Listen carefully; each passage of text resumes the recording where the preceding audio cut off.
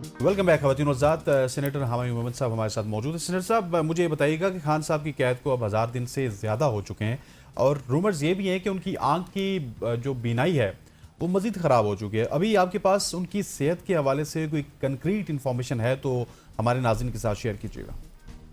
देखिए, इस तरह है, मैं आपको एक बात बता देता हूँ कि इसमें र्यूमर्स की कोई बात नहीं है कि र्यूमर्स है कि इमरान खान की एक आंख है। ये र्यूमर्स नहीं है।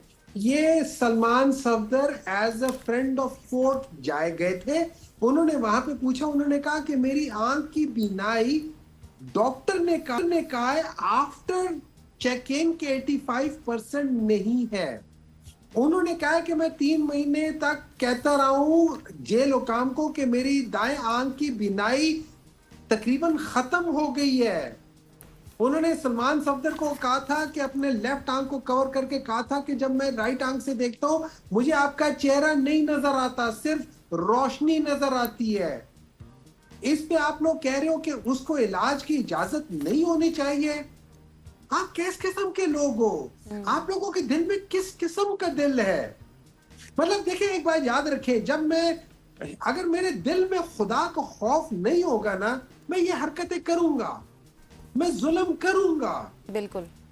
हर दफा भी एक शख्स था, हमें पता था कि बेईमानी कर रहा है, कोई प्लेटलेट नहीं गिर रहे, हमें पता था। वो वार्डा साहब ने बता दिया अपने प्रोग्राम में कि उनके घर में उनके प्लेटलेट्स का वो काम होता था, वो मिलके ये फैज अमीर के साथ मिलके ये होता था। लेकिन बहरहाल जो भी है, इररिस्पेक्टिव ऑफ दैट, चाहे वो हमारी पार्टी में थे उस वक्त, इररिस्पेक्टिव ऑफ दैट, जब हमसे पूछा गया कोर्ट में कि आप इनकी जिंदगी की गारंटी देते हो, हमने कहा नहीं देते। जाओ भाई, आपके भाई ने स्टैम्प पेपर दिया। बात 50 रुपए की नहीं है, बात उस स्टैम्प पेपर की इज्जत का सवाल है, क्योंकि वो पाकिस्तान का एक डॉक्यूमेंट है जिसके ऊपर आप हलफ उठा के कहते हो कि ये 4 से 6 हफ्तों के अंदर आ जाएगा। वो बंदा 4 साल तक नहीं आया, 5 साल तक नहीं आया।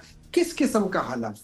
क्या बात करते हैं? और आप इस बंदे को कि जिसके आज भी लोग कहते हैं 3 ट्रीटमेंट्स हो गई हैं, चौथी हो गई है, आधी रात को बुला रहे हैं कि भाई आगे कर लो, दिन में लाने की हिम्मत नहीं है कि कोई देख ना ले। इतना मशहूर आदमी है, इतनी फॉलोइंग है, डर है कोई देख ना ले, इसको संभाल नहीं पाएंगे अवाम को।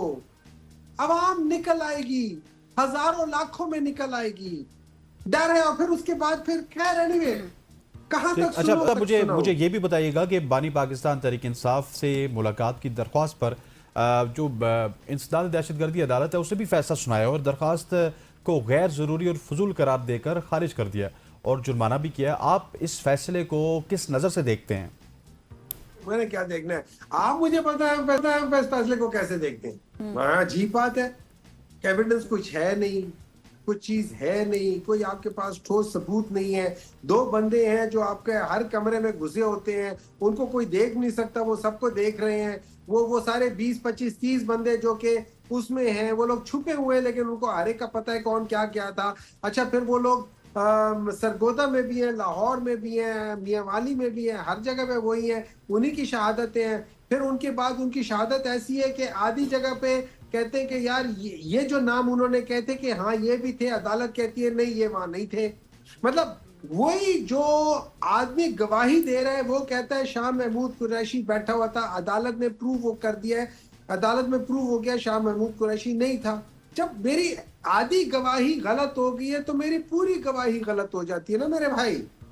तो इस किस्म की चीजों पे मुझे नहीं समझ आती कि हम किधर जा रहे हैं, हम किसको बेवकूफ बना रहे हैं, हम क्या कर रहे हैं। मतलब आई रियली डोंट अंडरस्टैंड कि what is happening in this country. और अगर हम ये समझते हैं कि ये करने से शायद ये मुल्क तरक्की करेगा, कभी नहीं तरक्की करेगा, कभी नहीं तरक्की करेगा। अवाम आपके साथ नहीं खड़ी हुई। अवाम ने अपना फैसला सुनाया था 8 फरवरी 2024 को।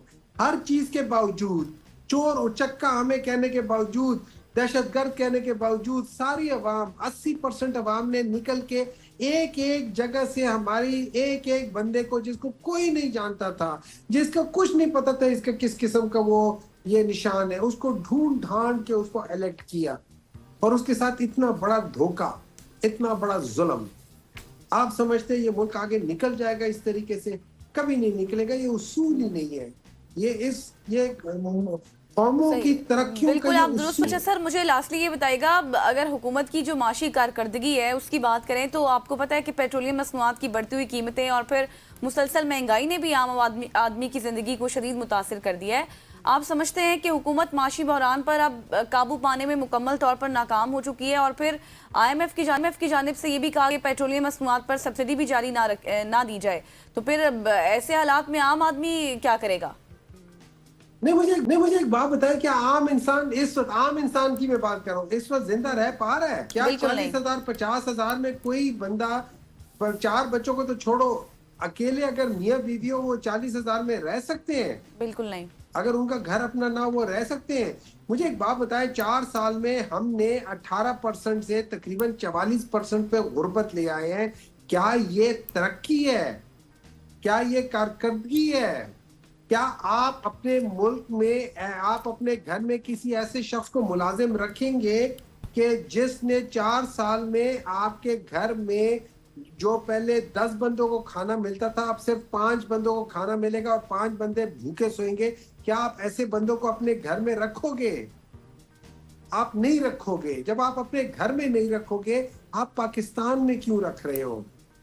इन लोगों का, जिन लोगों का ये होता था, ये देखिए, मुझे एक बात बताएं, हम लोगों के यहाँ पे जो एक वैक्यूम था, पॉलिटिकल वैक्यूम था, जिसकी वजह से इमरान खान आया है, वो क्यों आया है? क्योंकि यहाँ पे नारे ये लगते थे, यहाँ पे वोट मांगने के लिए नारे ये लगते थे कि जो खाता है तो लगाता भी है। मतलब ये है कि अगर मैं आपकी चोरी करता हूँ 100 रुपए की, तो उसमें से 10 रुपए लगा भी देता हूँ या 20 रुपए लगा भी देता हूँ।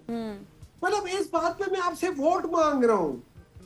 आप कभी कोई दुनिया में कोई आदमी ये सोच सकता है?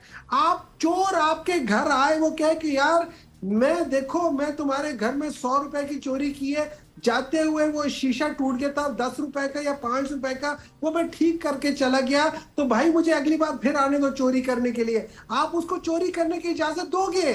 मुझे कोई समझा दे, मुझे खुदा के लिए पूरे पाकिस्तान में कोई समझा दे। बिल्कुल। पूरा मुल्क डूब रहा है, इनकी जातियात, इनके जात, इनकी जायदादें बढ़ती जा रही हैं। वो लोग जो साइकिल पे थे, उनकी दुबई में 4 टावर्स हैं। वो जो कहते हैं कि हम लोग गुल्ली डंडा खेलते थे और मेरे वालिद साहब मुझे 4 आने या पता नहीं कितने 12 आने या 8 आने इस तरह देते थे, और उसमें से 2 आने मेरे बच जाते थे। वो उसके बारे में अगला शख्स ये कहता है कि ये दादा से खरबपति लोग हैं।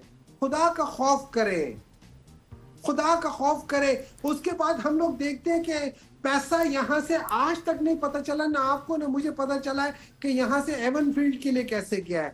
वो वन हाइड पार्क तो दूर की बात है, हमें आज तक नहीं पता चला कि वो जो स्विट्जरलैंड में पैसा था, जो कि एक कोर्ट के कहने के बावजूद एक शख्स ने अपनी प्राइम मिनिस्टरशिप की कुर्बानी दे दी, लेकिन उसने मुल्क का पैसा मुल्क में वापस आने नहीं दिया। हम लोग उनको ला के बिठा रहे बिल्कुल इसी तरीके से कि जैसे एक चोर आके मुझे कहता है कि डॉक्टर साहब मैं आपके घर में आया, मैंने वहां पे 10 लाख की चोरी की, जाते हुए शीशा टूटा हुआ था, वो मैंने तोड़ा था वो मैं ठीक कर गया, जो कुंडी मैंने तोड़ी थी वो ठीक कर दी है, जो खाता है तो लगाता भी है। मैं कहूंगा हाँ भाई अगले महीने फिर आ जाना, 2 लाख रुपए पड़े होंगे वो भी उठा के ले जाना और 20,000 पर लगा देना। सेनेटर साहब वक्त हमारा यहाँ पे हमसे कम है। Thank you so much for joining us. Senator Humayun Memon साहब हमारे साथ मौजूद थे, आपका बहुत बहुत शुक्रिया। ख़वातीन वज़ात आगे बढ़ते हैं, और आगे बढ़ते हुए अब सियासत की बात हो चुकी है, तो मुल्क में एक और खेल बहुत ही पॉपुलर है सियासत की तरह, वो क्रिकेट है, उसकी बात कर लेते हैं। पाकिस्तान टेस्ट स्क्वाड का बांग्लादेश पहुँचने के बाद ढाका में पहला प्रैक्टिस सेशन हुआ, जिसमें खिलाड़ियों ने फिजिकल और फील्डिंग ड्रिल्स के बाद नेट प्रैक्टिस और बॉलिंग भी की।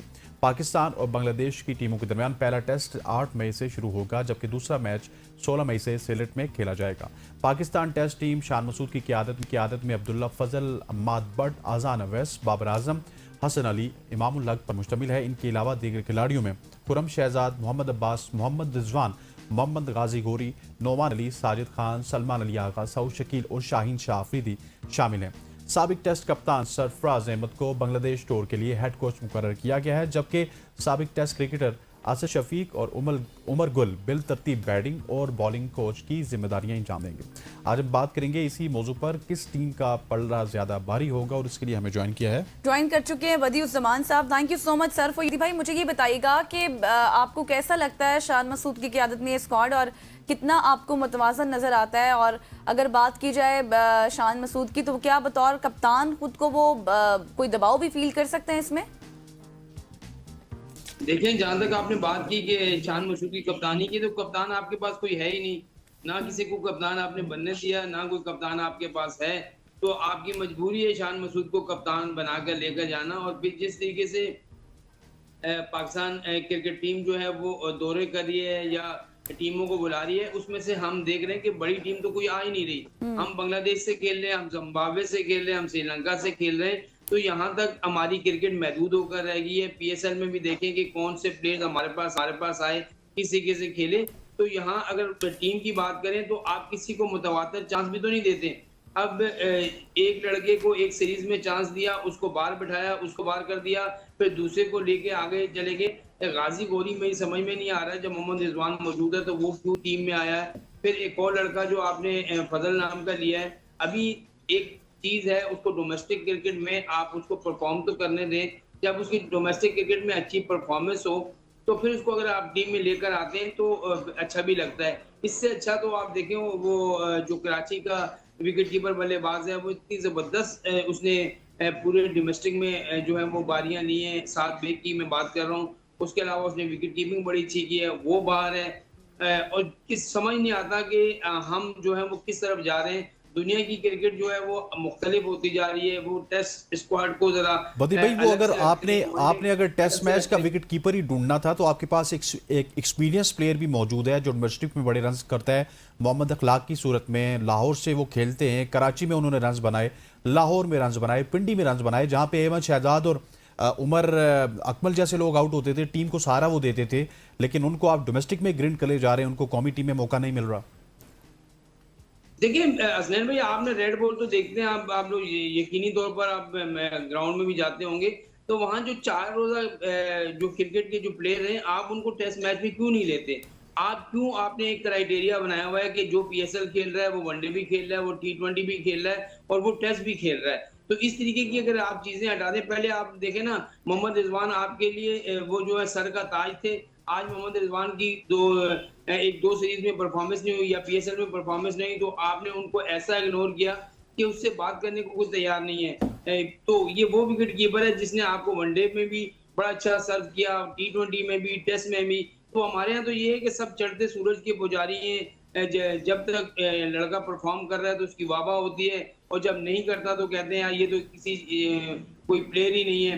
अब बाबर आजम ने पीएसएल में रन्स कर दिए, तो मैं वो देख रहा था, तो मैं तो देख के हैरान रह रहा था कि जो लोग बाबर आजम के बारे में तनकीद किया करते थे इंटरनेशनल मैचेस में जब उनकी कारकर्दगी थी, और वो इस तरीके से तारीफों के पुल बांध रहे थे कि जैसे बाबर आजम ने जो है ना, ये पीएसएल में, मुझे बताएं पीएसएल में कौन सा पीएसएल है जिसमें बाबर आजम ने रन किए? पहले से लेके 11 पीएसएल तक बाबर आजम हर पीएसएल में रन करता रहा है। हमने कभी आपने उसको देखा कि उसके 400-450 रन से कम रन हुए किसी सीजन में? तो कहने का मकसद है, हमें चाहिए भाई आपकी इंटरनेशनल क्रिकेट में रन, हमें टेस्ट क्रिकेट में रन और वनडे और T20 इंटरनेशनल में रन। वहां आप जाकर परफॉर्म करें, वहां पर मैच फिनिशर बने, वहां पर ऐसी कप्तानी करें तो हम बोलेंगे कि बहुत अच्छी जो है पाकिस्तान की जा रही है। पीएसएल को हमने जो है ना, वही है कि ये वही ट्रॉफी है कि एक कभी पेशावर के पास आ गई, कभी लाहौर के पास चली गई, कभी इस्लामाबाद में चली गई। ये इस ट्रॉफी ने कहीं नहीं जाना, इसने पाकिस्तान में ही रहना है। असल में वो ट्रॉफी का कप्तान उठा के रहेगा कि मैं यार कप्तान की ख्वाहिश होती है ट्रॉफी उठाना। हम चाहते हैं कि वर्ल्ड कप में पाकिस्तान ट्रॉफी लेके आए, फिर यहाँ पे वनडे का वर्ल्ड कप है उसकी ट्रॉफी लेके आए, टेस्ट चैंपियनशिप की ट्रॉफी लेकर आए, जिस तरीके से सरफराज जो है चैंपियंस ट्रॉफी की ट्रॉफी लेके आया था। तो वो ज्यादा मजा देता है बजाय कि आप अपनी पीएसएल में से वो ट्रॉफियां उठा के अपने अपने घरों को ले जाएं। ये चीजें नहीं है। तो मेरे ख्याल में हम प्रॉपर किसी भी प्लेयर को उसकी परफॉर्मेंस पर जो है चांस नहीं दे रहे। आज दिन तक आपने, मुझे नहीं समझ आ रही कि ये असद शफी के पास कौन सी गिदड़ सिंगी है। वो मेंस का भी सिलेक्टर, वो विमेंस का भी सिलेक्टर, वो बैटिंग कोच, वो कराची के हाई परफॉर्मेंस का डायरेक्टर भी। एक बंदे को 4 ओहदे दे दिए कि आपके पास पाकिस्तान में कोई और बंदा नहीं है। इस तरीके की तो आपकी क्रिकेट चल रही है। फिर वहाब रियाज को आपने वहां से हटाया और लड़कियों के उस मेंटोरशिप में लगा दिया। तो कहने का मकसद सारा ये कि हम जो बंदा जिस जॉब के लिए है राइट मैन, उसको हमने कहीं भी यूज नहीं किया, जिसकी वजह से हमारी क्रिकेट जो है नीचे जा रही है। अभी तो बांग्लादेश से खेल रहे हैं, भी आगे जाके जब आप खेलेंगे तो आपको पता चलेगा कि हमारी टीम जो है वो किस तरफ जा रही है। सही। अच्छा बदी भाई, मुझे ढाका की कंडीशंस के हवाले से बताएं। हमेशा से हमने देखा है कि वो स्पिनर्स और स्लो विकेट्स के लिए फेमस रही हैं। आपको लगता है कि अभी मौजूदा टीम इन हालात में मुकम्मल तौर पर तैयार है इस कंडीशंस के लिए? आप बांग्लादेश में जो है ना कभी भी कमजोर अरीब समझ ही नहीं सकते, क्योंकि बांग्लादेश ने हमेशा जो है अपने मुल्क में सब टीमों को टफ टाइम दिया है, चाहे वो न्यूजीलैंड की टीम हो, चाहे वो इंग्लैंड हो, ऑस्ट्रेलिया हो, सबको टफ टाइम दिया है। और वहाँ उनके जो स्पिनर हैं बड़ी अच्छी बॉलिंग करते हैं, उनके बैटर बड़ी अच्छी बॉलिंग करते हैं। फिर उसके बाद उनके जो पेसर है नाहिद राना हो, जिस तरीके से आपने देखा तो जिस PSL में जितनी 150 से ऊपर की गेंद कर रहा था। फिर मुस्तफिजुर रहमान है, उनके पास ऑलराउंडर बड़े अच्छे हैं। हमारे पास जो है ना कोई मिडिल ऑर्डर में बल्लेबाज ऐसा नहीं है, हम सारे ओपनर, हमारा बस चले ना तो हम 7 ओपनर और 4 बॉलर के साथ मैदान में उतरे। हमारे पास मिडिल ऑर्डर में कोई बल्लेबाज है ही नहीं। शान मसूद एक बचता था, उसको 4-5 पे आता था, उसको भी हम ओपनर लेके आ गए। आपके सऊद शकील था, उसको भी ओपनर बना दिया। आपने बाबर आजम को ओपनर बना दिया, रिजवान को ओपनर बना दिया। कौन है जो आपको मिडिल ऑर्डर में जो है रन करके देगा? मेरे ख्याल में तो पाकिस्तान टीम में आज दिन तक जो लोग बैठे हुए हैं, पाकिस्तान क्रिकेट बोर्ड की सिलेक्शन करते हैं या पाकिस्तान टीम को देखते हैं, उनको ये तो सोचना चाहिए भाई कि हमें जो है मिडिल ऑर्डर में भी 2-3 प्लेयर चाहिए होते हैं। दुनिया की टीमों को तो देख के आप सबक सीखे ना कि दुनिया में 2-3 अगर उनका ओपनर है, 2-3 मिडिल ऑर्डर में बड़े पक्के बल्लेबाज हैं। फिर नीचे आके लोअर ऑर्डर में उनके पास ऑलराउंडर, बैटिंग ऑलराउंडर बड़े अच्छे हैं। जब भी टीमें मैच जीतती हैं, आप ओपनर से मैच नहीं जीत सकते हो। जिस तरीके की आपकी फास्ट बॉलिंग की पोजीशन इस वक्त है, मेरे ख्याल में तो अल्लाह ही हाफिज। अच्छा सर, मुझे ये बताइएगा कि आप बांग्लादेश की कंडीशंस की बात कर रहे हैं, वो बहुत मुख्तलिफ कंडीशंस होती हैं, लेकिन बदी भाई बांग्लादेश की कंडीशंस के लिए आपको पाकिस्तान की ये टीम साजगार नज़र आ रही है, जिसमें ना बैटिंग पूरी है ना बॉलिंग पूरी है और सिर्फ मुझे स्पिनर्स ही लग रहे हैं काम के, बाकी तो उसके अलावा अल्लाह ही हाफिज है हमारी टीम का। देखिए कंडीशन मैंने पहले बताया ना कि वहाँ की कंडीशन बड़ी अच्छी है, लेकिन हमारे पास वो चीज़ नहीं है। हमारे पास 2 स्पिनर आप लेकर तो गए, साजिद खान और नुमान अली, आपके पास 2 स्पिनर हैं। फिर उसके बाद खुर्रम शहजाद, मोहम्मद अब्बास को जब खेलने का वक्त था, मोहम्मद अब्बास को आपने बाहर करके रखा। जब उसका एंड हो रहा है तो आप उसको टेस्ट मैच में लेकर आ गए। फिर शाहीन शाह अफरीदी की परफॉर्मेंस आपके सामने है, फिर दूसरे जो प्लेयर्स हैं उनकी परफॉर्मेंस आपके सामने है। तो मेरे ख्याल में शाहीन शाह अफरीदी को इस जो है वो इस सीरीज में बड़ा अच्छा परफॉर्म करना पड़ेगा। शाहीन शाह अफरीदी में मसला कुछ नहीं है, बड़ा अच्छा फास्ट बॉलर है, लेकिन उसको वही है कि वो आखिरी के डेथ ओवरों में जो उसको मार पड़ रही है, जिसकी वजह से वो थोड़ा सा अंडर प्रेशर उसको अपने आप को ले लिया है। तो मेरे ख्याल उसको प्रेशर से उसको निकलना होगा और ऐसी परफॉर्मेंस देनी होगी कि हमें वही वाला शाहीन शाह अफरीदी नजर आए जो पहले हमें नजर आता था। दूसरा, हमारे पास स्पिनर तो हैं, पाकिस्तानी कंडीशन में बड़ी अच्छी बॉलिंग कर लेते हैं, लेकिन वहाँ की कंडीशन कैसी होगी, वहाँ पर इनका इम्तहान होगा। और अगर हम बांग्लादेश को कमजोर अरीब समझ के जा रहे हैं जी कि हम जीत के आ जाएंगे, तो मेरे ख्याल में ऐसा कुछ भी नहीं है। बांग्लादेश की टीम जो है वो अपने मुल्क में पाकिस्तान से बेहतर टीम है। उनके पास मुकम्मल बैटिंग है, उनके पास मुकम्मल स्पिन अटैक है, उनके पास जो है फास्ट बॉलर भी अच्छे हैं। सही। अच्छा बदी भाई, इससे पहले पिछले सवाल के जवाब में आप बाबर आजम से रिलेटेड भी गुफ्तगू कर रहे थे। मुझे बताइएगा, अब काफ़ी टाइम बाद एक बार फिर हम उनको देखेंगे रेड बॉल क्रिकेट में एक बड़े रोल के साथ वो होंगे मैदान में, तो कितनी अच्छी और बड़ी इनिंग्स की तवक्को की जा रही है बाबर आजम से इस दफ़ा? फिर वही आप बात जो कर रही हैं, देखिए T20 क्रिकेट और टेस्ट क्रिकेट में जमीन आसमान का फर्क है। वो बड़ी क्रिकेट है, ये एक जो 20 ओवर की क्रिकेट है, वो पूरे 5 दिन की क्रिकेट है। आपका असल इम्तिहान उसी क्रिकेट से होता है, आपकी पहचान टेस्ट क्रिकेट से होती है। आपको जो लोग जानते हैं एज अ टेस्ट क्रिकेटर जानते हैं, आपको T20 क्रिकेट से कोई नहीं पहचानता। ये तो अब गवर्नमेंट आ गया, एंटरटेनमेंट उसमें आप लेते हैं जी कि छक्का लग गया, चौका लग गया या आउट हो गया। तो असल क्रिकेट है वो टेस्ट क्रिकेट। यहाँ पर आपको परफॉर्म करना है और यहाँ पर आपको अपने साबित करना है कि बाबर आजम वापस फॉर्म में आ गया है और बाबर आजम अब हर तरह की क्रिकेट में रन करेगा। लेकिन हमारे यहाँ जो वही होता है ना, मैंने पहले आपको बताया कि हम एक आध सीरीज, एक आध जो अपनी लीग से बल्लेबाज को इतना चढ़ा देते हैं, वही बाबर आजम है भाई। 3.5 साल उसे रन नहीं हुए, इंटरनेशनल क्रिकेट में। उस वक्त लोग क्या क्या बातें करते थे, आज उसने पीएसएल में कर दिया तो उनकी क्लास वापस आ गई, उनके पास जो है टेक्निक बहुत बेहतर हो गई। भाई ये टेक्निक, आपकी अपनी पिचेस को देखें कि आपकी पिचेस कैसे हैं, फिर आप अपनी बॉलिंग का म्यार तो देखें, आपका बॉलिंग का म्यार कैसा है। एक उन्हें ने एक ओवर में 6 रन क्या दे दिए, हमने जो है सारा दिन रात बैंड बाजे बजाते रहे जी कि उन्हें हमें तो पता नहीं कौन सा हीरा मिल गया। वो भाई उसको 5-7-10 मैच तो खेल लेते, प्लेयर को जो है आप चढ़ाएं, ऐसा नहीं होता। वहां तो भारत की अगर बात करें तो वहां तो हर दूसरे दिन एक नया प्लेयर उनका उभर के सामने आ रहा है। बिल्कुल ऐसी है बदी कहने भाई। का बदी मकसद भाई ये- आपके वक्त का बहुत बहुत शुक्रिया। बदियुर जमान साहब सीनियर स्पोर्ट्स जर्नलिस्ट हमारे साथ मौजूद फ्रॉम कराची। खवातीन और ज़ात यहाँ पे वक्त हुआ चाहता है एक शॉर्ट सी कमर्शियल ब्रेक का। ब्रेक लेते हैं, वापस आते हैं, हमारे साथ रहिए।